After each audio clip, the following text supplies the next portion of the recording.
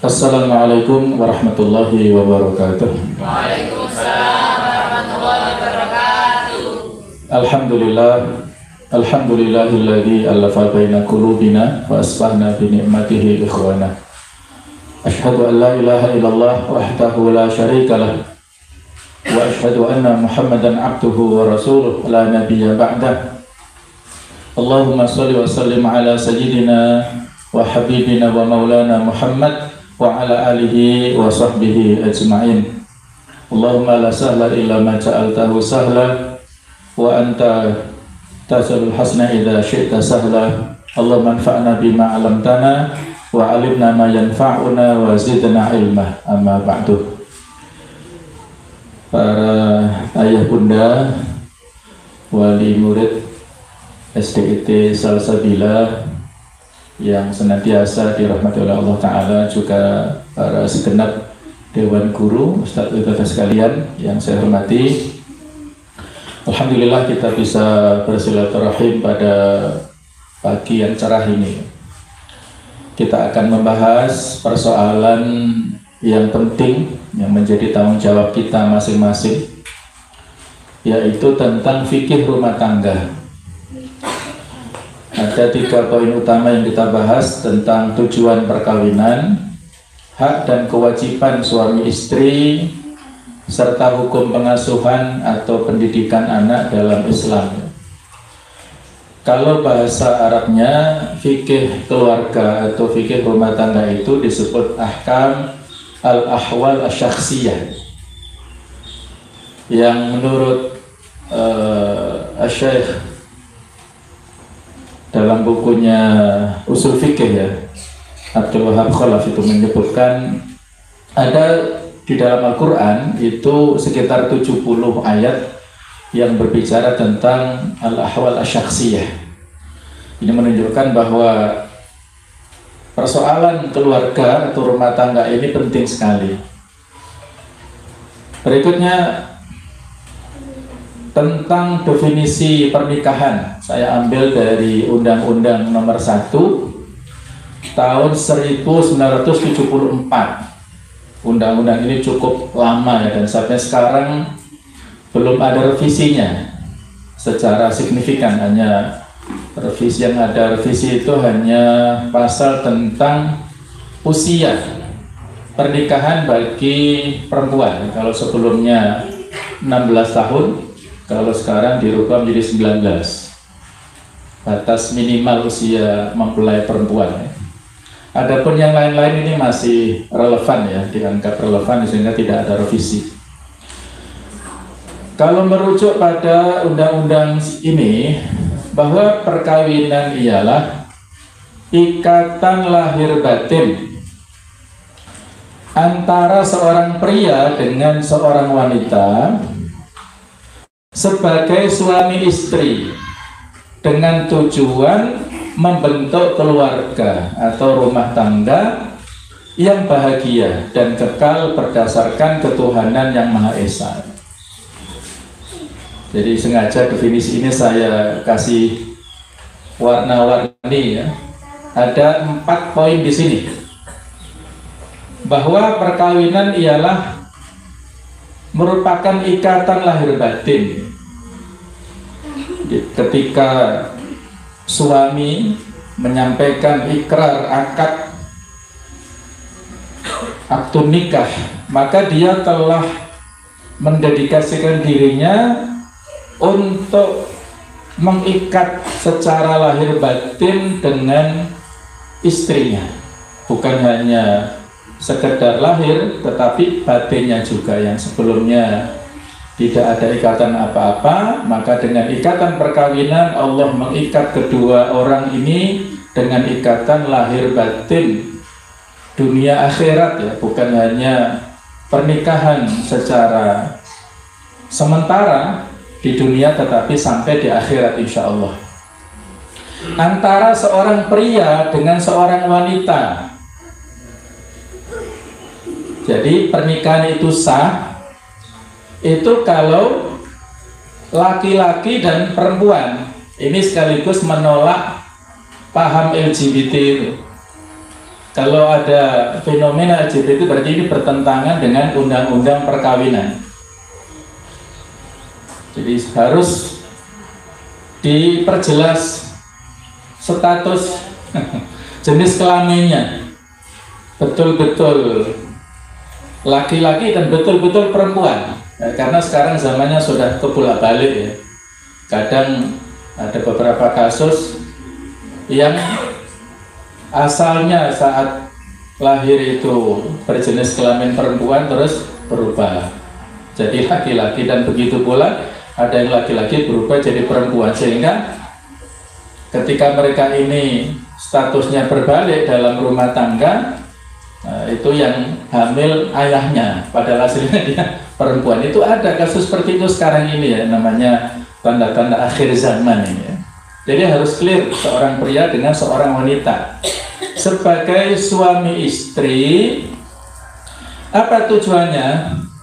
Membentuk keluarga atau rumah tangga yang bahagia dan kekal. Jadi kalau ya suami ini menikah dengan istrinya untuk mendapatkan kebahagiaan. Nah, kalau kita ada pasangan ya yang menikah belum mendapatkan kebahagiaan, ada yang kurang di situ, harus dievaluasi. Ada sesuatu yang perlu untuk dibenahi, yang seharusnya menikah untuk bahagia tetapi dia belum mendapatkan, berarti ada yang belum terpenuhi. Dan juga kekal, ini sekaligus menolak pemahaman ataupun sikap yang biasanya ya di beberapa kelompok kaum muslimin yang disebut dengan nikah mut'ah, nikah kontrak. Nah, itu tidak boleh ya dalam pandangan para ulama. Tidak ada nikah kontrak dalam Islam. Nikah itu ya untuk abadi, untuk selamanya, selama tidak ada persoalan-persoalan yang berarti ya. Kalau ada kekurangan ataupun aib-aib yang sifatnya teknis itu harus dimaklumi, tapi kalau aibnya itu signifikan, nah itu ada namanya fasakh. Fasakh itu pembatalan pernikahan. Seperti itu tadi, tiba-tiba setelah akad baru diketahui mempelai wanitanya itu misalnya ya transgender ya, dan suaminya nggak tahu, nah dia boleh mengajukan fasakh, pembatalan pernikahan. Nah, kemudian yang keempat, berdasarkan ketuhanan yang Maha Esa. Kalau dalam bahasa kita adalah ala asasi takwa. Jadi nikah ini harus dengan landasan ketakwaan kepada Allah Ta'ala, bukan untuk tujuan materi ya, supaya mendapatkan warisan ya dari suaminya kalau dia meninggal. Nah, itu tidak boleh. Jadi nikah itu harus bertujuan untuk takwa, menjaga kehormatan masing-masing. Nah, berikutnya tentang hakikat pernikahan, bahwa bahasa yang disampaikan oleh Allah Ta'ala dalam Al-Quran ini sangat indah ya, bahwa pernikahan itu disebut sebagai mitsaqun ghalidh, perjanjian yang sangat kuat antara pria dan wanita. Dalam Al-Quranul Karim ada 3 ayat yang diredaksikan oleh Allah Ta'ala dengan kata-kata mitsaqun ghalidh. Dan 3 ayat ini bicara tentang tema-tema besar. Yang pertama tentang masalah pernikahan di surah An-Nisa 21. Bisa ditulis indeksnya, nanti bisa dicek ya di mushafnya masing-masing. Mahar tersebut waqad afdal ba'dukum ila ba'd, padahal satu sama lain telah saling bercampur. Wa akhadna minkum mitsaqan ghalidha, dan kalian wanita telah mengambil dari kalian, dari laki-laki, perjanjian yang sangat kuat. Ini merupakan redaksi yang sangat tepat ya, yang disampaikan Allah Ta'ala untuk mengingatkan tentang akad nikah yang suci, yang sakral, tidak boleh dibuat main-main. Ayat kedua, An-Nisa 154, perjanjian Allah Ta'ala kepada Bani Israel supaya mereka tidak mengail ikan pada hari Sabtu, karena hari Sabtu itu hari rayanya mereka. Tapi ternyata mereka melanggar, ya. Wa qulna lahum la ta'tu fi sabti. Kami katakan kepada mereka, janganlah kalian melebihi batas pada hari Sabtu. Wa akhadna minhum mitsaqan ghalidha. Kami ambil perjanjian setia, perjanjian yang kuat kepada mereka. Yang ketiga di surah Al-Ahzab ayat ke-7, perjanjian Allah Ta'ala dengan para nabi. Ini lebih sakral lagi. Wa idh akhadna minan nabiyyina mitsaqahum. Ingatlah ketika kami mengambil perjanjian kepada para nabi, wa minka, dan kepada engkau wahai Muhammad, wa min Nuh, kemudian dari Nuh, Ibrahim, wa Musa, wa Isa ibn Maryam, wa akhadna minhum mitsaqan ghalidha. Jadi para nabi ulul azmi disebutkan di sini, rasul kita, kemudian Nabi Nuh, Nabi Ibrahim, Nabi Musa, Nabi Isa, ini 5 rasul yang disebut ulul azmi, yang memiliki tantangan dalam berdakwah lebih berat daripada rasul-rasul yang lain. Oleh karena itu, karena pernikahan adalah merupakan mitsaqan ghalidha, perlu ada data yang akurat dan transparan yang saya sebutkan tadi, ya, diantaranya. Ya, mungkin panjenengan masih ingat bagaimana dulu dalam proses pernikahan, dan sekarang lebih ketat lagi. Ada verifikasi yang ketat, data masing-masing, bahkan tentang akta kelahiran itu harus clear. Tahun lalu anak saya menikah, lahir, di akte kelahirannya itu ditulis Singosari, harus direvisi, nggak boleh nama kecamatan, harus kabupaten, harus dirubah jadi Malang, akhirnya mengurus sampai ke catatan sipil. Nah, seperti itu. Jadi tidak boleh ada data yang berbeda antara KTP, akte kelahiran dengan KK. Nah, data-data yang prinsip yang primer ini harus clear, ya, akurat dan transparan. Terutama bagi kita, ya, nantinya pada saat akan memilihkan jodoh untuk anak kita masing-masing, harus dipastikan dulu bibit, bobot, dan bebetnya, kata orang Jawa begitu, ya. Bibitnya, ya, nasabnya dari keluarga seperti apa, bobotnya, kualitasnya, sedangkan bebet ini dari sisi akhlaknya, perilakunya seperti apa, harus dicek betul sekarang ini, ya. Dan juga perlu ada wali dan saksi-saksi.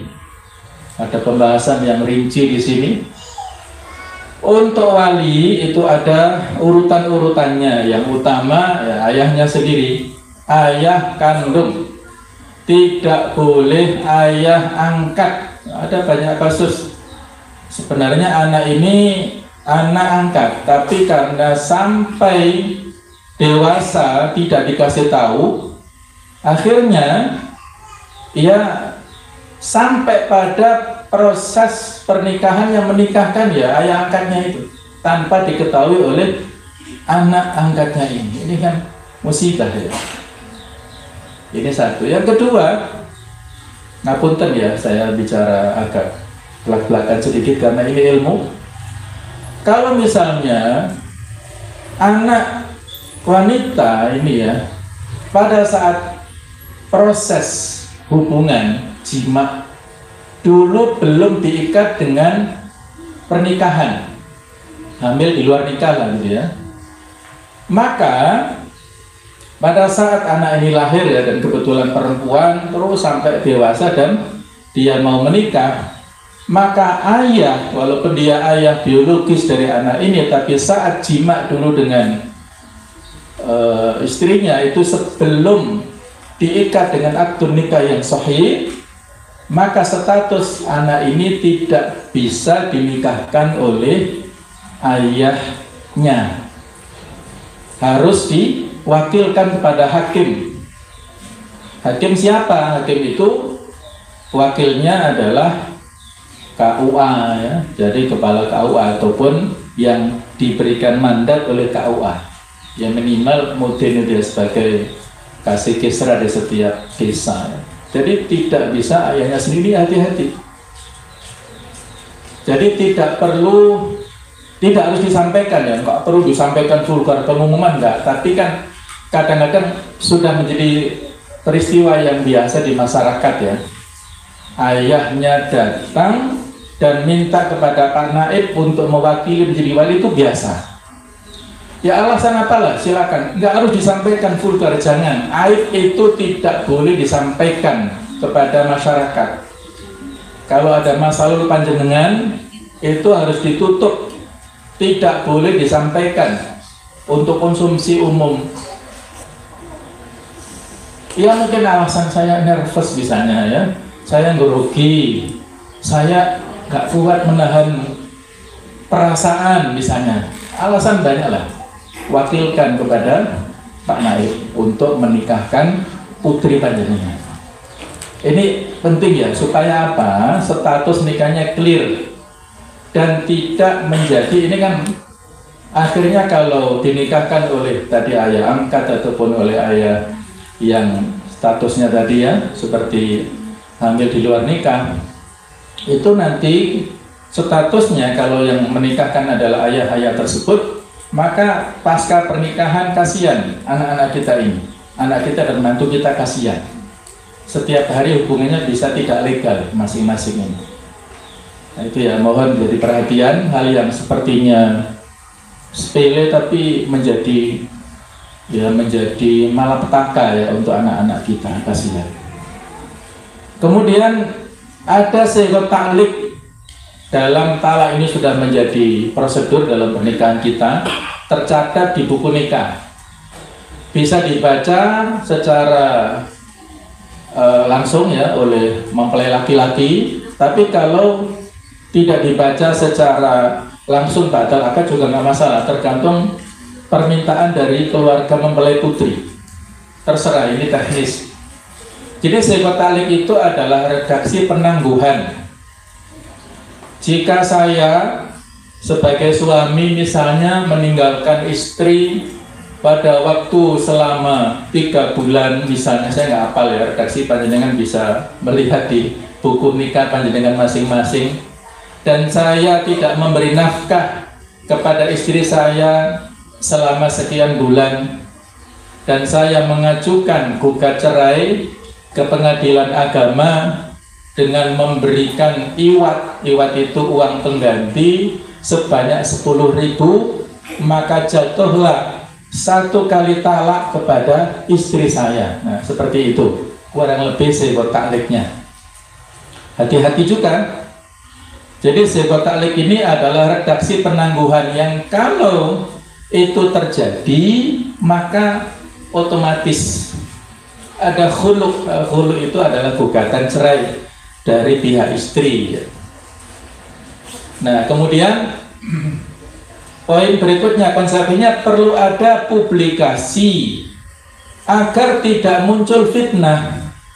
Fitnah di sini adalah bahasa Indonesia ya, yaitu isu yang tidak sedap di masyarakat. Kok tiba-tiba di rumah itu ada orang baru, statusnya siapa? Apakah dia adiknya ataukah siapa ya? Kasus ngapunten ya, kasus beberapa hari atau mungkin bulan kemarin ya, kasus yang sangat menggegerkan publik Nusantara ini ya, mutilasi yang sampai 554 potong itu jasadnya ya. Itu dikarenakan nggak ada status ya, jadi pacaran yang tidak punya ikatan nikah, dia kos 1 kamar dengan pasangannya itu, ketika bapak kosnya tanya mana surat-suratnya, nanti, akhirnya ya itu terjadilah hal yang seperti ini. Kan berat ya, berat sekali seperti itu. Jadi harus ada publikasi kalau memang betul-betul telah menikah, maka di-clearkan. Dan ini untuk menampik ya, supaya jangan sampai kita memudahkan dengan misalnya melakukan ataupun mengizinkan nikah siri, ya ngapunten ya, nikah siri ini melanggar undang-undang, tidak diatur dalam undang-undang. Secara fikih sah, tetapi secara aturan perdata undang-undang ini tidak boleh. Supaya apa? Itu tadi menghindari fitnah. Kalau laki-laki dan perempuan nikah siri, maka dia tidak punya akte kelahiran, akte pernikahan, akte perkawinan nggak ada. Kalau tidak punya akte perkawinan, nanti kalau punya anak, maka anaknya tidak bisa membuat akte kelahiran. Nanti anaknya kalau mau menikah harus ada verifikasi dari buku nikah orang tua, itu harus ada. Tidak bisa dia menjadi wali untuk anaknya saat menikah. Dan kalaupun nanti ada orang tuanya yang meninggal, maka anaknya juga tidak bisa mendapatkan warisan dari orang tuanya. Jadi berat konsekuensinya kalau nikah siri ini. Jadi mohon jadi pertimbangan ya. Barangkali ada di antara orang tua, pokoknya disahkan dulu. Iya, disahkan dulu. Tapi kalau tidak ada legalitas, nanti bisa berbahaya. Ketika misalnya ngapunten ya, ilustrasinya dia sudah nikah siri di Mutin misalnya ya, nikahnya bulan Juni, nikah sirinya ya, kemudian dia sah hidup menjadi suami istri. Nah kemudian dia hamil misalnya ya, terus disahkannya baru pernikahannya bulan September misalnya. Kan nanti orang-orang akan, ketika nanti ya sejarahnya kalau nggak tahu kronologisnya, ini kok ambil dulu sebelum dia punya buku nikah. Ini kan repot akhirnya. Belum 9 bulan sudah lahir, dicurigai. Nah, padahal runtutannya karena dia nikah siri. Dan ini banyak ya kasus pernikahan ya, terutama di kampung-kampung. Dan juga ya karena zaman dahulu tidak ada ya hal-hal yang ketat ya, atau ada di beberapa kecamatan itu buku nikahnya aspal, asli tapi palsu. Itu juga ada ya di satu kecamatan, saya tidak sebutkan ya. Itu banyak yang punya akte pernikahan tetapi tidak resmi diterbitkan oleh KUA ya, mungkin lewat biro jasa atau apa ya, Allah a'lam.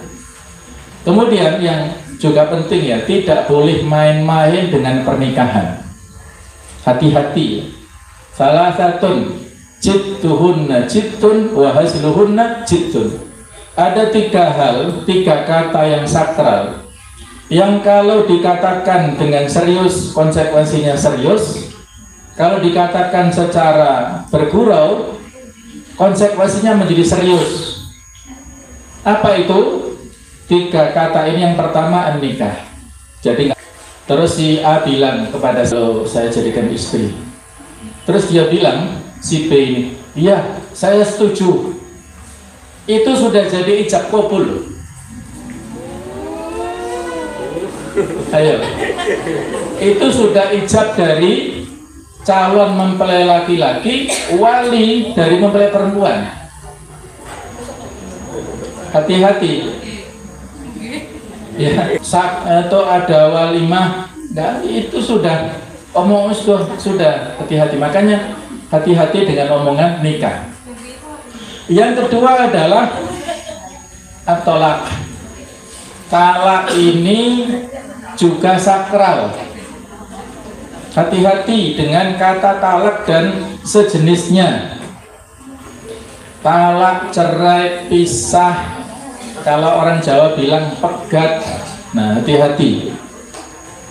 Suami bilang, wis ruwet-ruwet ini pegatai. Waduh, hati-hati ini ya. Jadi kalau dia bilang pegatai ini dalam tinjauan fikih, itu kata yang sharih. Apa sharih itu? Jelas, wadih. Tidak ada makna lain dengan kata-kata pegat itu.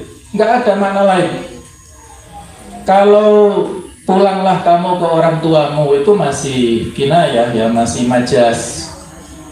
Wairu sorry, pulangnya untuk apa? Bisa ngambil sembako atau ngambil sangu ya, karena kehabisan sangu. Maknanya tergantung niat suaminya. Kalau suaminya bilang pulanglah kamu untuk pisah cerai, jatuh satu talak dalam tinjauan fikih ya. Tapi kalau dia kalau gini pegatai, wah itu bisa jatuh satu talak dalam tinjauan fikih. Ketika jatuh talak ini nggak menunggu legalitas dari PA untuk larangan jimaknya, tidak menunggu legalitas dari PA pengadilan agama. Secara fikih sudah tidak boleh kalau suami menjatuhkan talak kepada istrinya, nggak boleh lagi menggauli kecuali kalau dia yang ketiga, kata-kata ketiga yang sakral, rujuk. Ar-raja'atu itu artinya rujuk. Rujuknya kapan? Yaitu sebelum masa iddahnya selesai. Masa iddah untuk perempuan atau istri yang diceraikan suaminya yang tidak meninggal itu adalah 3 kali masa kuruk. Kuruk itu antara suci atau haid ya, 3 kali suci ya. Bagi wanita yang belum balik atau wanita menopause, 3 kuruk itu dikonversi menjadi 3 bulan. Jadi kurang lebih 3 bulan masa iddah. Kalau 1 bulan suami menyesal balik ke istrinya, boleh tanpa akad ulang. Tapi kalau setelah 3 bulan suami baru menyesal, ketika akan kembali kepada istrinya harus akad ulang, harus diperbarui akadnya, dan dia masih punya kesempatan 2 lagi untuk talaknya tadi ya. Kalau masa yang kedua dia mengatakan talak lagi, kemudian dia menyesal balik lagi, nah ini terakhir ini, yang ketiga ini. Kalau dia keperucut ngomong tolak, nah ini namanya tolak bain. Kalau tolak 1, 2 namanya tolak raj'i, tolak yang ada peluang untuk kembali. Kalau tolak bain, istri yang sudah ditolak bain, maka dia tidak bisa kembali ke suaminya kecuali dia dinikahi oleh laki-laki lain tanpa rekayasa. Kalau ada rekayasa namanya yang suaminya itu muhallil, nah, itu nggak boleh. Kau nikah dengan istriku ya, nanti tak bayar begini-begini, tapi nanti nggak lama ceraikan. Nah, misalnya nggak boleh begitu, harus alamiah. Jadi berat ya, tidak boleh main-main ya dengan pernikahan. Nah, baik. Berikutnya yaitu visi pernikahan. Visinya insya Allah sudah sama-sama kita pahami, tinggal prakteknya yang susah. Mewujudkan keluarga yang sakinah, mawaddah warahmah, ayatnya sudah sangat kita hafal. Setiap kali ada akad nikah biasanya dibacakan Ar-Rum 21 ini.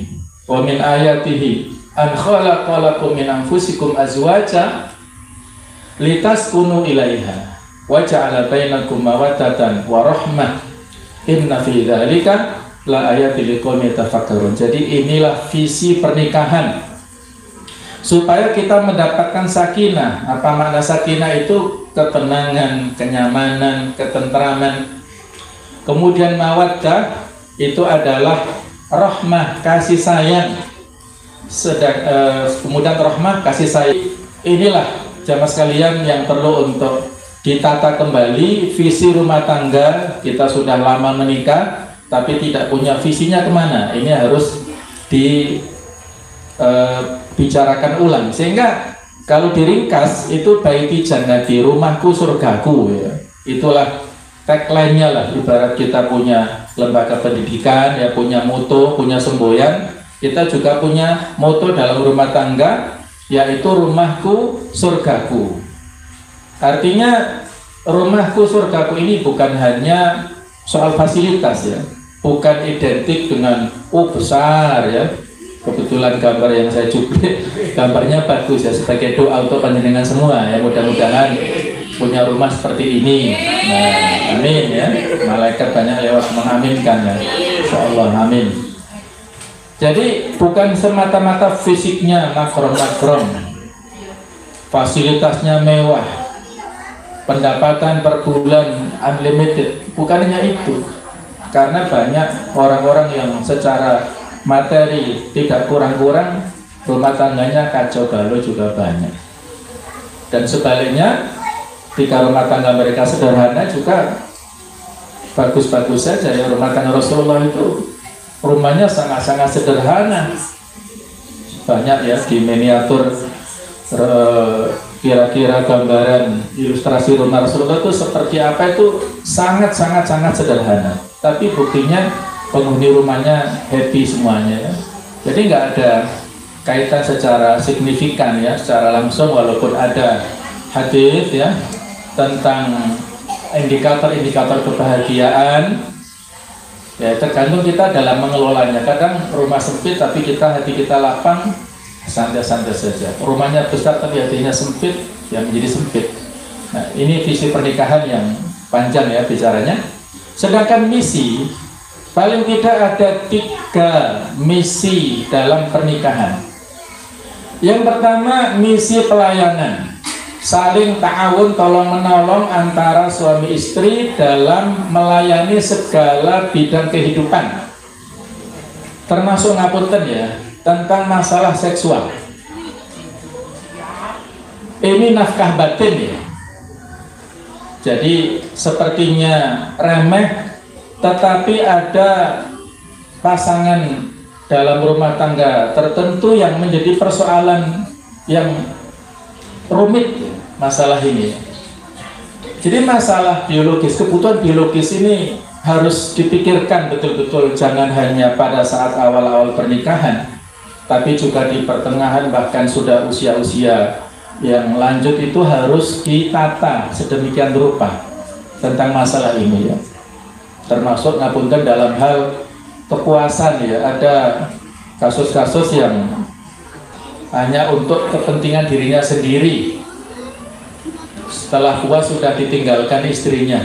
Ini kan egois ya, ngapunten ya. Mungkin ada orang-orang seperti itu, ini tolong dikomunikasikan supaya mendapatkan kenyamanan ya dalam hal ini. Ini perlu komunikasi ya, dan tidak boleh malu dalam bab ini ya.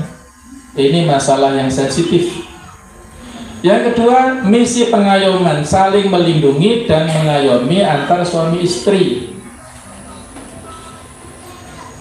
Hunna libasul lakum wa antum libasul lahunna.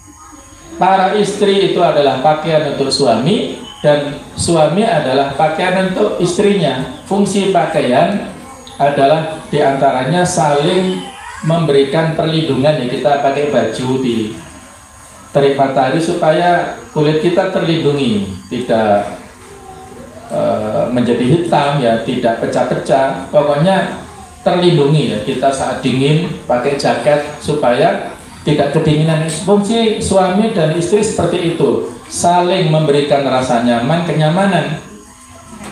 Dan filosofinya banyak ya dalam hal ini. Tasybih yang digambarkan Allah Ta'ala dalam ayat ini sangat dalam maknanya. Yang ketiga, makna dakwah dan pendidikan, melaksanakan dakwah dan pendidikan agar menghasilkan istri solihah dan keturunan yang menjadi qurrata a'yun. Suami punya tanggung jawab untuk membina istrinya. Kadang-kadang ngapunten ya, ada suami yang seorang ustadz atau seorang mubalik, dia ceramah kemana-mana, tapi istrinya sendiri di rumah nggak pernah diceramai. Malah balik suaminya diceramai oleh istrinya kalau di rumah. Jadi hak istri dalam hal keilmuan harus terpenuhi.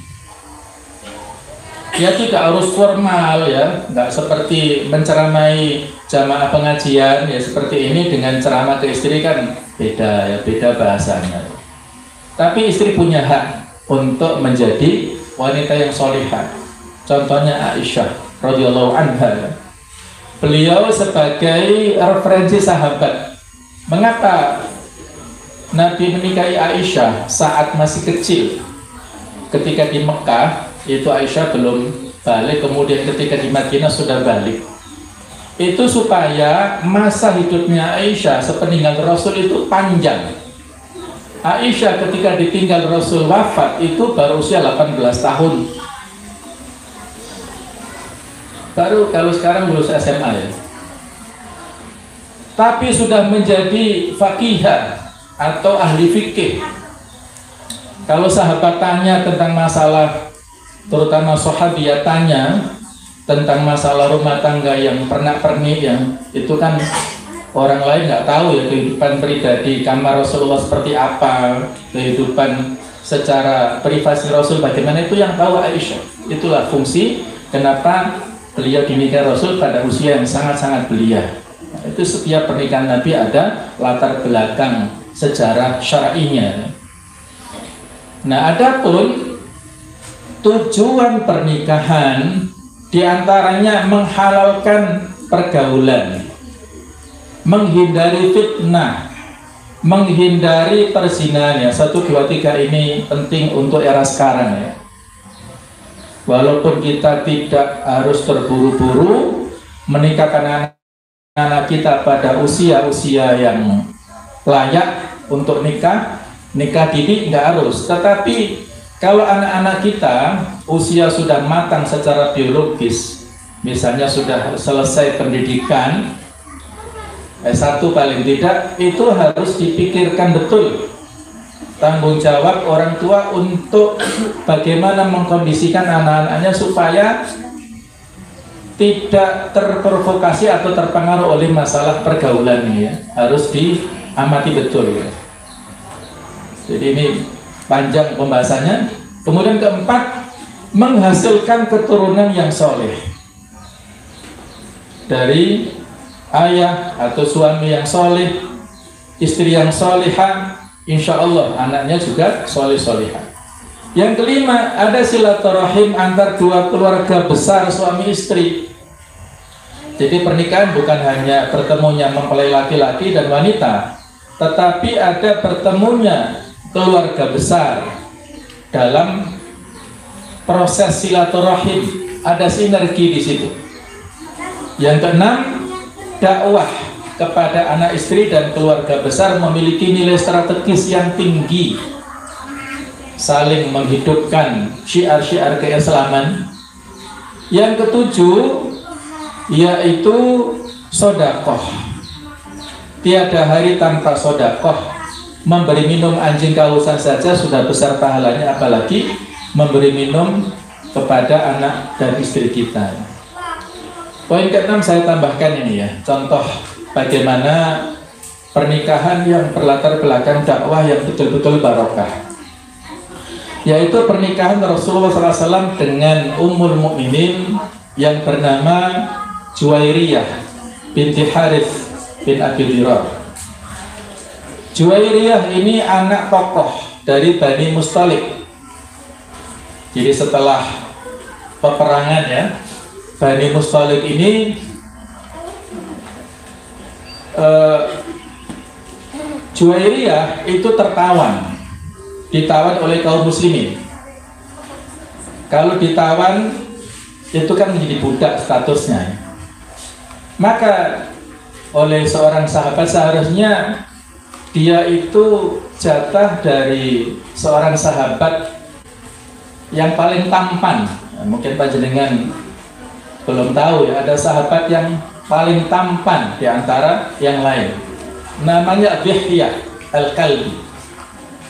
Tapi ada sahabat lain yang membisiki oleh Rasul, sepertinya Juwairiyah ini lebih pantas untuk panjenengan. Dan memang betul, Juwairiyah ini seorang wanita yang jamilah jiddan, sangat cantik rupawan. Maka Dihyah didatangi Rasul dan diminta untuk yang lain mencari yang, dan Juwairiyah diminta datang ke Rasul dan ditawari, kalau kamu ditawari apakah kamu mau kembali ke kaummu ataukah menjadi istriku tapi ada syaratnya, yaitu masuk Islam. Akhirnya dia memilih opsi yang kedua itu. Nabi akhirnya membebaskan Juwairiyah sebagai maharnya, dan akhirnya Juwairiyah menjadi istri Rasulullah SAW. Yang saat itu ada sekitar 100 dari Bani Mustalik yang menjadi tawanan, tetapi ketika Juwairiyah sudah menjadi istri Rasul, tawanan 100 ini dibebaskan semua dan mereka masuk Islam semuanya. Bahkan ayahnya Harith bin Abi Dirar ini juga masuk Islam.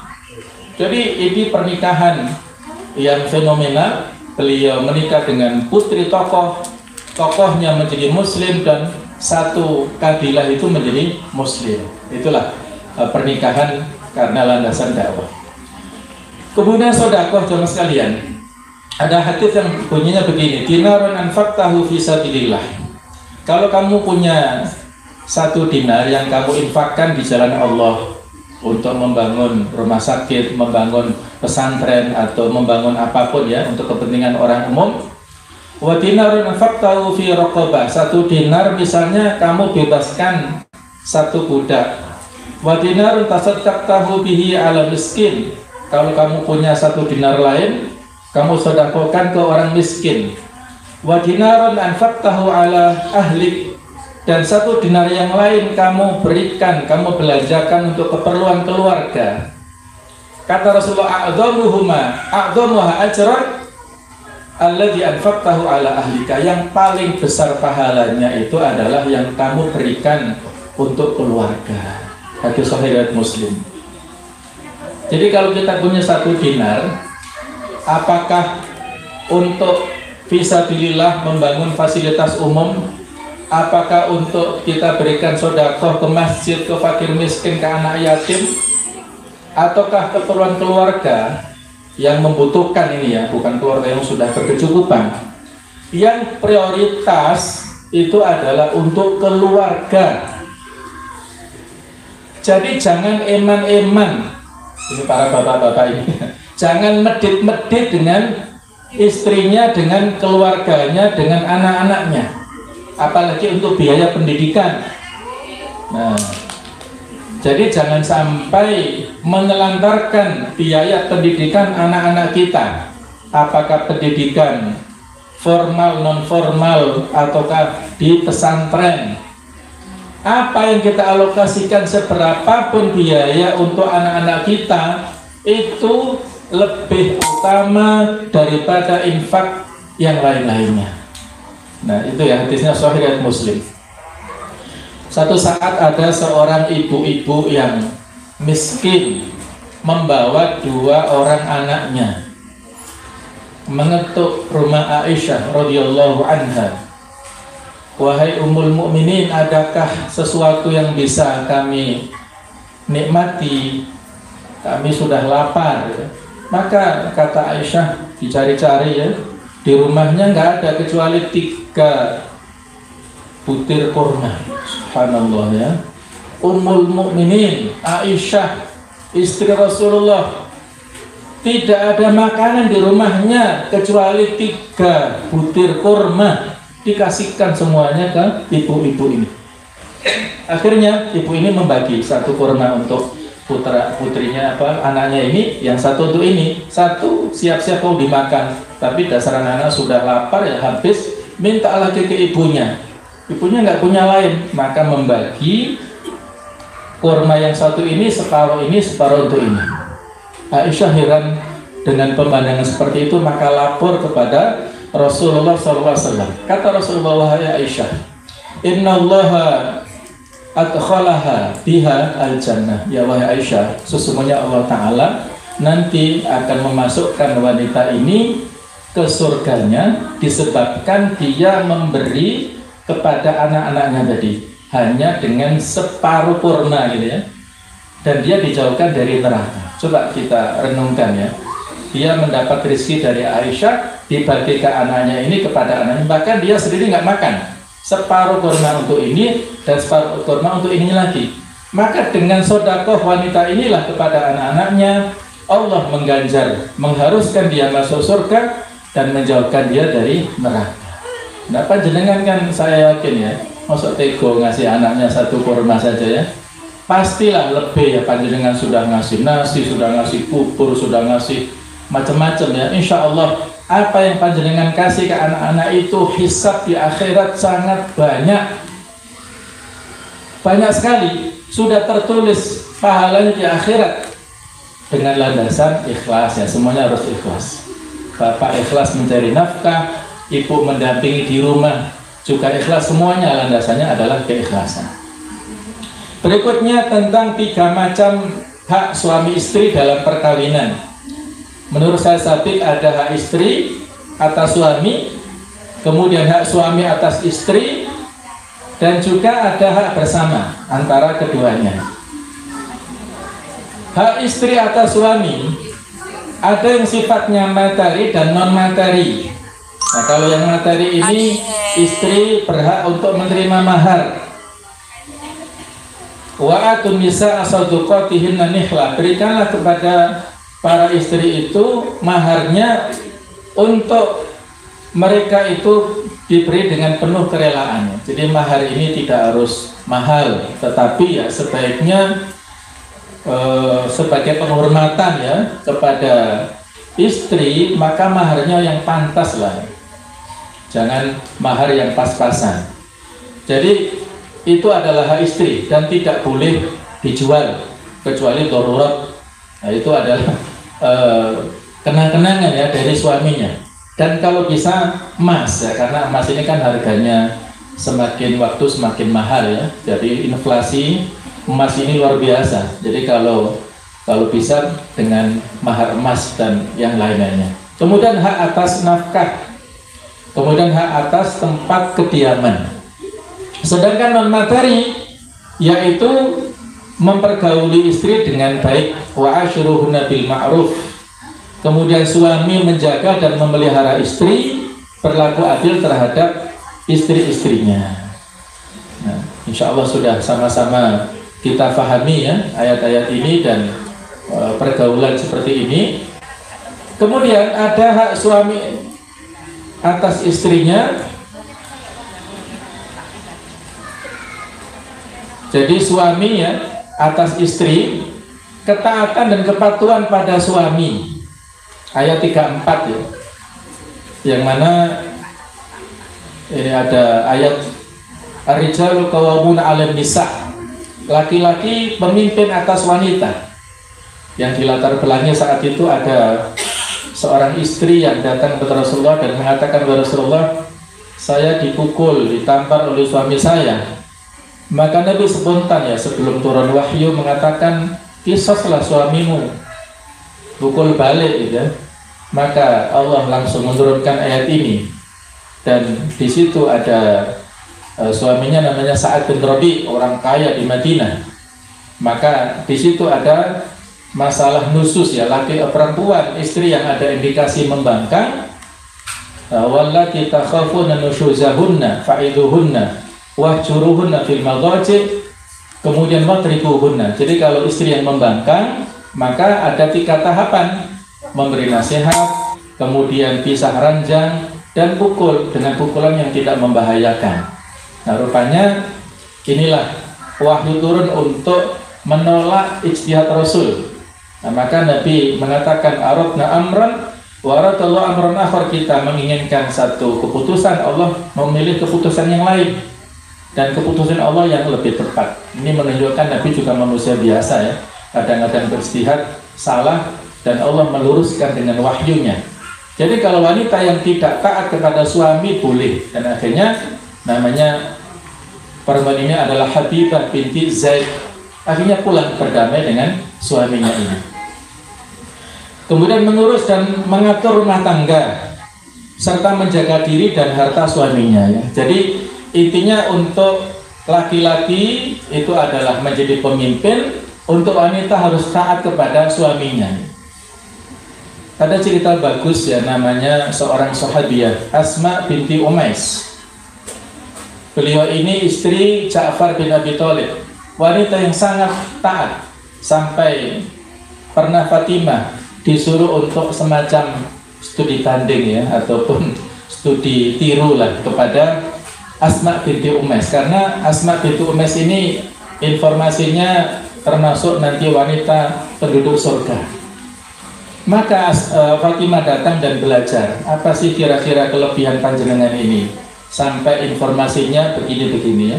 Asma dengan tawadhu ya biasa-biasa saja, tetapi luar biasa dalam pelayanan ya. Sebelum Ja'far pulang ke rumah, Asma bintu Umays ini sudah menyiapkan segala sesuatunya, sudah masak, sudah berdandan. Ketika suaminya datang, itu langsung dipersilahkan apa kebutuhannya, mungkin dibersihkan dulu dengan air hangat, kemudian diminta untuk duduk, kemudian si istri mempersilahkan untuk makan, dan terus-terusnya. Dan terus istrinya, pada saat suami makan, istrinya itu tidak beranjak dari sampingnya Ja'far sambil menunggu. Kebutuhan apapun yang diinginkan oleh Ja'far langsung diambilkan oleh si istri. Bukan hanya itu, di ruang makannya itu ada sapu lidi. Tujuannya apa? Ketika selesai kebutuhannya Ja'far, Asma binti Umays masih bertanya, apakah masih ada kurang wahai suamiku? Kalau panjenengan tidak puas dengan pelayananku, silahkan pukul punggungku dengan sapu lidi itu. Subhanallah. Seperti itu ya, seorang istri yang ketaatannya luar biasa. Ya, panjenengan tidak harus meniru persis ya. Jadi jangan diambil secara letterlek, tapi rohnya, semangatnya yang diambil. Apa? Semangat pelayanan. Nah, semangat memberikan pelayanan kepada suaminya. Nah, ya, suami juga harus tahu diri ya. Artinya ya jangan mengambil dari sudut pandang yang ini ya, yang parsial. Harus utuh ya. Ini terutama dalam hak kebersamaan antara suami istri harus halal ya, saling bergaul, pergaulan yang baik dan tentram, saling cinta mencintai, kemudian saling mewarisi, dan ini yang penting ya, saling menjaga rahasia. Suami ada kekurangan ditutupi oleh istri, kalau istri ada kekurangan ditutupi oleh suami, saling menutup tadi fungsi pakaian ya. Dan jangan diumbar di media sosial. Ini terutama pasangan muda ya. Ada beberapa kasus mereka cerai gara-gara mengumbar aibnya di media sosial, dijadikan status WA, bahkan masuk ke Instagram. Akhirnya kawan-kawannya kan menjadi kepo. Ada apa sih ya? Mereka memprovokasi begini begitu, tambah melengkapi data-data yang tidak baik ya. Jadi jangan. Rahasia suami istri itu cukup untuk mereka berdua. Tidak perlu untuk diungkap di luar. Kalau orang tua yang berkepentingan boleh ya, untuk yang sebagai yang lebih paham. Baik, berikutnya tentang pembagian peran. Keluarga adalah sebuah tim dengan suami sebagai kepala tim. Kemudian sebagai sebuah tim harus ada kerjasama yang bagus dalam menunaikan kegiatan. Kerjasama dalam tim memerlukan aturan dan kesepakatan. Nah, ini yang penting, ada pembagian peran ya, yang tepat masing-masing sesuai dengan peluang dan posisinya. Dan juga pembagian peran yang berkeadilan. Kalau ada aturannya secara syar'i dilaksanakan. Tapi kalau tidak diatur, prinsipnya yang paling penting ini komunikasi dan musyawarah. Bagaimana baiknya supaya enak, bagaimana enaknya supaya baik, supaya nyaman. Silakan dikompromikan. Tidak, misalnya ya, ngapunten, kerja memenuhi kebutuhan maisha kan kewajiban suami.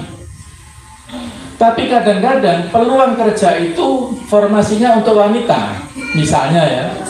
Maka silahkan kalau wanita punya kompetensi kerja, namun suaminya jangan berpangku tangan. Dia mencari peluang-peluang kerja yang tidak formal, yang bisa jadi pendapatannya lebih banyak dari pekerjaan formal ya.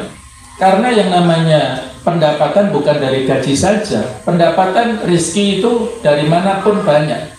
Pintu-pintu rezeki sangat banyak. Jadi ini dimusyawarahkan. Nah, ini juga penting ya. Tolong diperhatikan ini ya. Kekurangan pria adalah ketertarikannya pada fisik. Istri harus tetap berusaha menjaga pandangan suaminya dengan merawat kecantikannya semampunya. Jadi maksudnya jemaah sekalian, Bapak Ibu rahimakumullah, titik krusial laki-laki itu ada pada pandangannya. Sehingga kalau misalnya laki-laki ini melihat orang lain, wanita lain lebih daripada melihat istrinya, maka ini bisa bahaya. Nah, ini kan tantangan tersendiri ya. Faktor ketertarikan laki-laki biasanya dari pandangan matanya, faktor penampilan fisik. Kebalikannya, kekurangan wanita adalah ketertarikannya pada materi.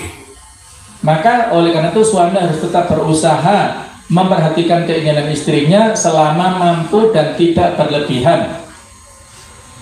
Jadi jangan hanya menuntut hak saja, kewajibannya juga demikian ya. Tadi disebutkan poin pertama, faktor pandangan penting supaya istri tampil cantik. Jangan hanya menuntut istrinya.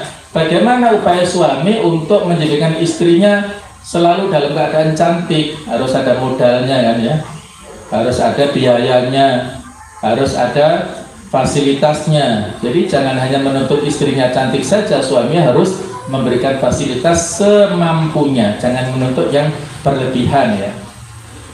Jadi ada pertanyaan dari seorang murid ke gurunya ya, yang kebetulan murid ini baru nikah, mengatakan begini, wahai guru Syekh, dulu sebelum menikah saya melihat saat itu ya, calon istri saya ini yang sekarang saya nikahi itu, saya melihat dia ini wanita tercantik, tidak ada wanita lain secantik dia pada saat itu. Tetapi setelah menikah, saya melihat kepada siapapun wanita itu lebih cantik daripada istri saya. Dikatakan begitu kepada syekhnya, kepada gurunya dengan terus terang ya. Maka gurunya berkata demikian, wahai muridku, persoalannya itu tadi, ketika kamu sebelum menikah, kamu punya ketertarikan kepada calon istrimu itu, dan yang menjadi fokus pandangan ya istrimu itu. Tetapi ketika kamu menikah, kamu tidak menahan pandangan. Karena tidak menahan pandangan itulah Allah mencabut pandangan ketertarikan itu sehingga hilang dari istrimu yang sah sekarang ini. Nah ini hati-hati bagi laki-laki ya. Kalau kita sudah punya istri, maka tumpahkan segala macam kecintaan dan kasih sayang kepada istrinya. Sudah qanaah ataupun puas dan juga tenang dan cukup dengan apa yang sudah dimiliki. Jangan mencari-cari peluang di lain sana. Karena kalau mencari-cari peluang itu Allah akan sedikit demi sedikit mencabut kesenangan dan kecintaan kita kepada pasangan kita masing-masing.